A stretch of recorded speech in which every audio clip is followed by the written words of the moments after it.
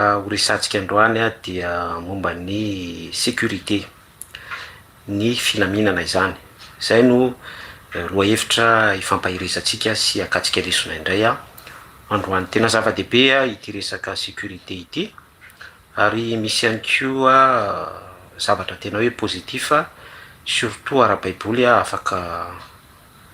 afaka sitomitsika amin'ny trangan-javatra izay misy eo amin'ny fiainantsika andavanandro par rapport amin'ity resaka sécurité ity. Azadiny fa Jesosy Kristy tenany mihitsy no sécurité, fiadanana, filaminana. Amen. Ary izay no zarentsika matetika eto foana, tsy hoe matetika fa isaky ny fizarana dia mivo amin'izay hoe Kristy Jesosy izay ny antony dia ny mba hanananao sécurité, hanananao fiadanana, hanananao filaminana ao anatin'ny zavatra rehetra izay ataonao kasainao irinao fiainanao adidy amanandraikitrao sy ny mifanandrify amin'izany. Eny ary fiadanana amintsika rehetra ahoana ny itondrako azy misy cas pratika, misy cas pratika izay niarahantsika nahita en ce moment moa zany amin'izao vanim-potoana izao dia miara-mahita sika fa mafapana ny toedrarà lafiny ara-politika eto Madagasikara. De mifanitsy amin'izay toedrarà mafana izay dia mihetsika ny ratsamangaika amin'ny fitondrana, proclamation na tsy proclamation ihany koa fa action avy hatrany mihitsy. Raha vao misy fivorovoriana na misy zavatra mamofopofona fikorontanana na hetsika na zavatra tahaka izany dia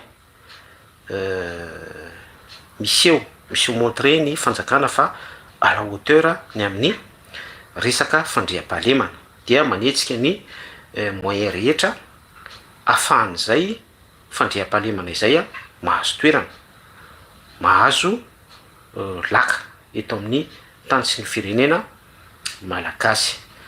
Ary tena hoe mampiseho mihitsy ny fanjakana amin'ny fampiasana ny moyen eo am-pelantanana zany, mifanandrify amin'izay hoe tany tandalana, tany afaka mampiatra ny fandriam-pahalemana izay.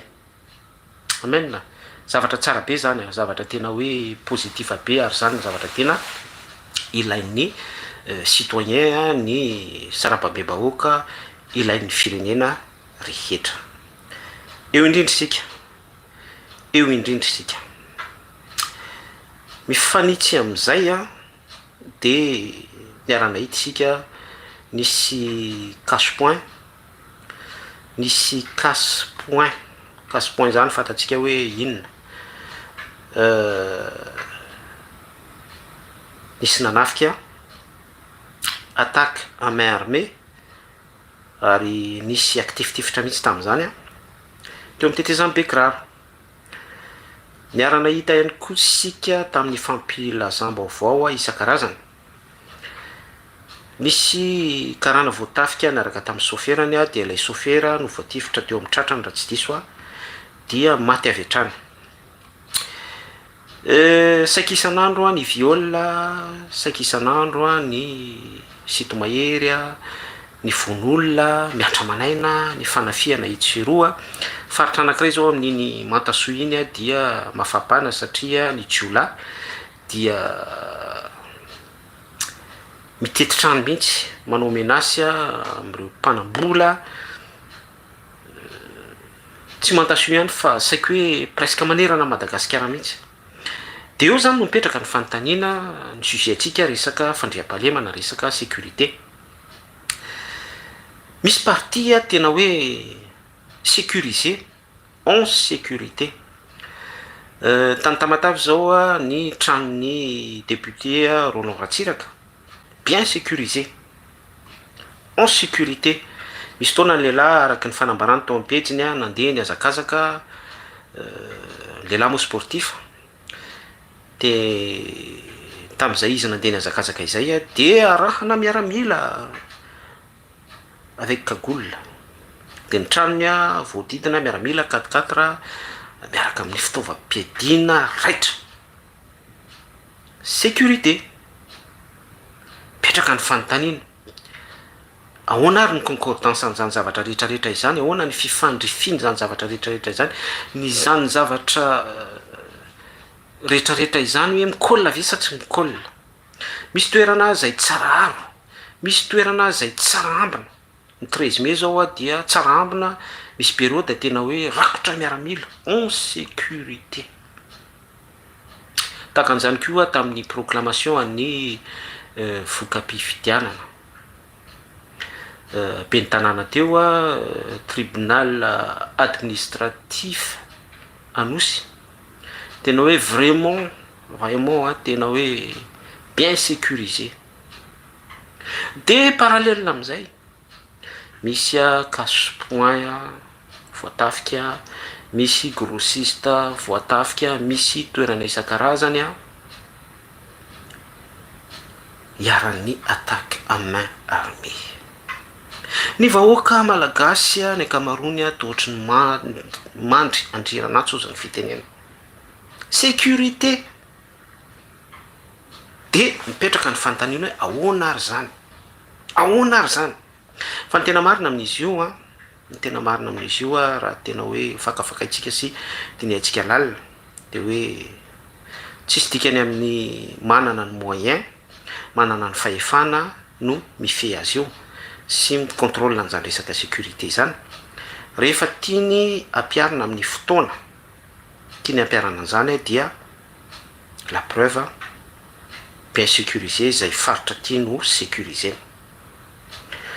Rehefa tsy de ilainy loatra ny sécurité amin'ny faritra anankiray na hoe tsy tiany ho tanteraka amina firenena na vahoaka anankiray ho an'izay amin'izay fikendrena zay dia à la hauteur an'izay kory zareo. Zay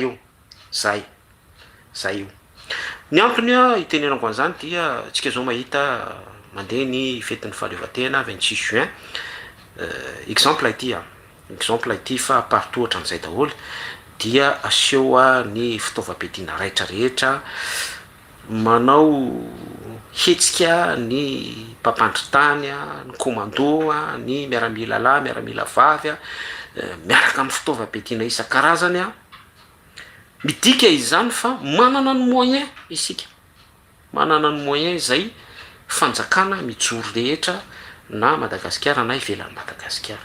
Ary tena hoe izay moyen zay dia à la hauteur an'ny zavatra misy sy ny événement ao amin'ilay atin'ilay firenena.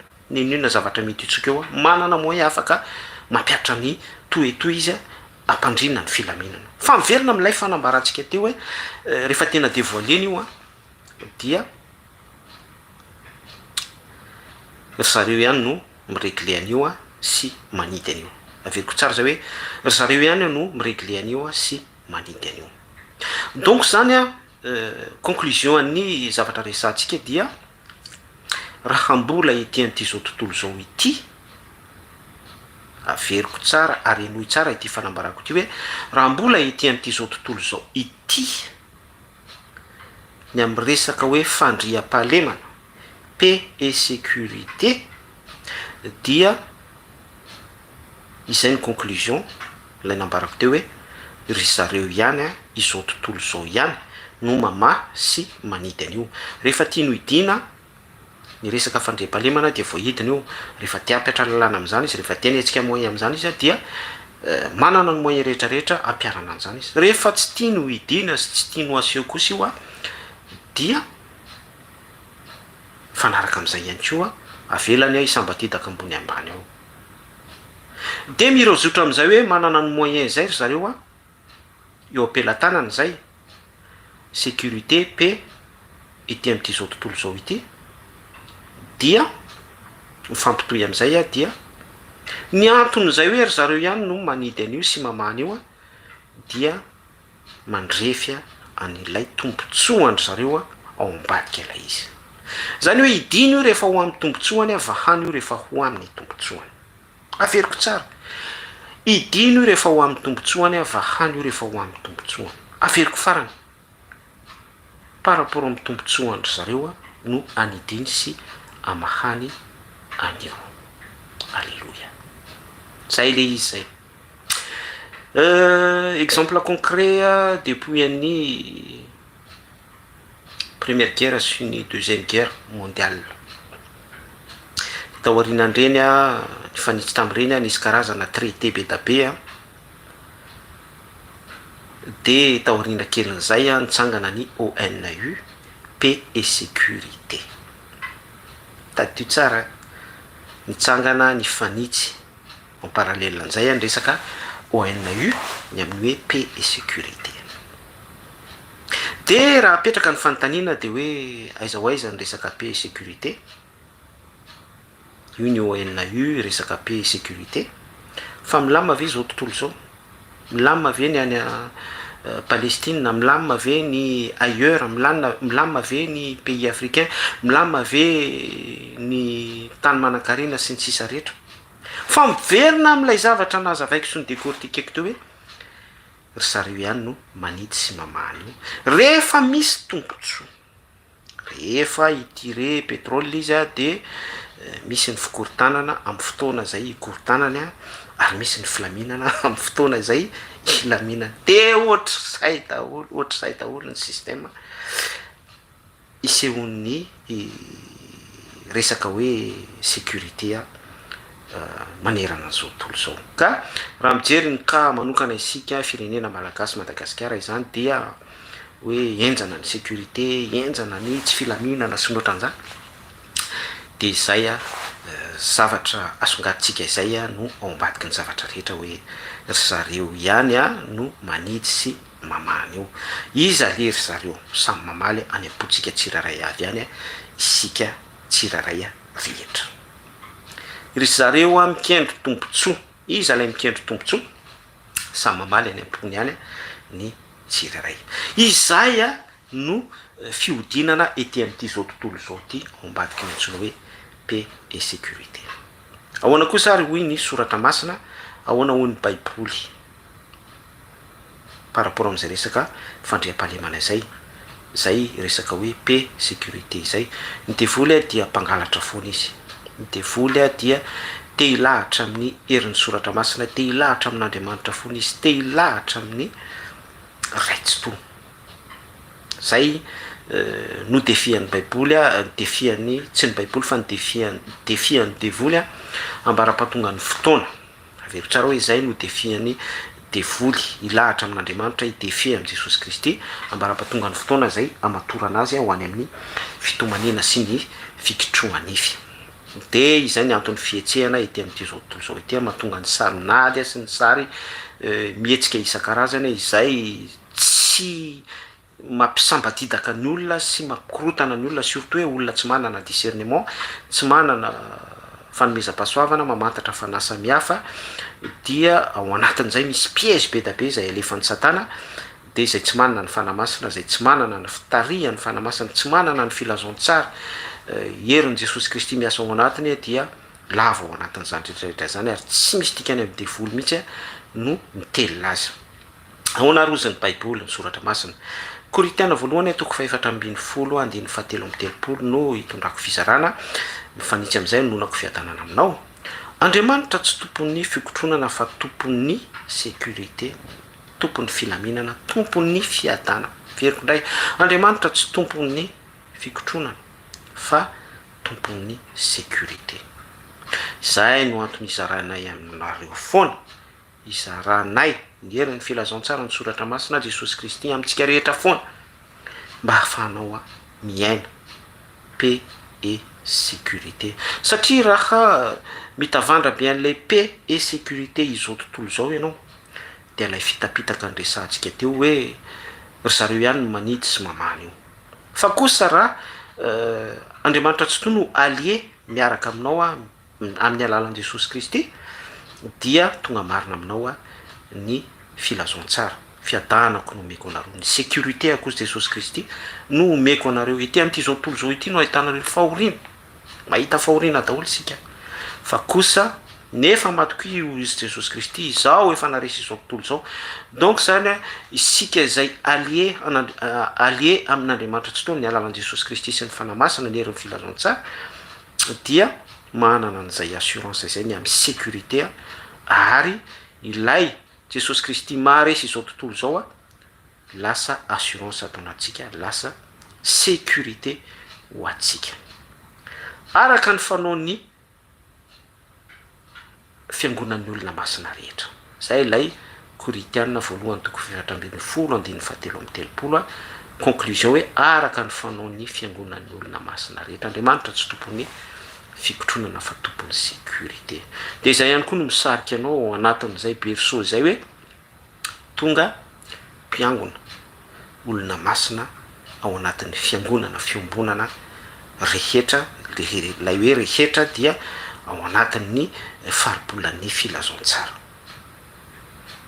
alleloia zay no zavatra zaraiko aminao mba tsy anananao tahotra tsy anananao a orooro a tsy anananao a fikorotanana fa mba ahitanao a stabilité anananao sécurité anaty a manoloana ny efipetsy ety amin'ity zao tontolo zao ity satria zao tontolo zao a dia mampanantena izy arak'ilay esprit nresantsika teo hoe esprit afetsifetsena intelligence ny demony a hoe mampanantena anao pe sécurité ohatran'le hoe ONU nresantsika teo a traité isan-karazany a fa ho amin'ny tombontsoandry zareo daholo le ny traité reny ho amin'ny intérêt andry zareo raha mijery fotsiny ianao a nyresaka Moyen-Orient tsy mety vaovao mihitsy ny olona na Palestine miresaka hoe sécurité sy notrany fa be da be ny olona maty any satria raha tena pitsiriko ny amin'izay exemple izay dia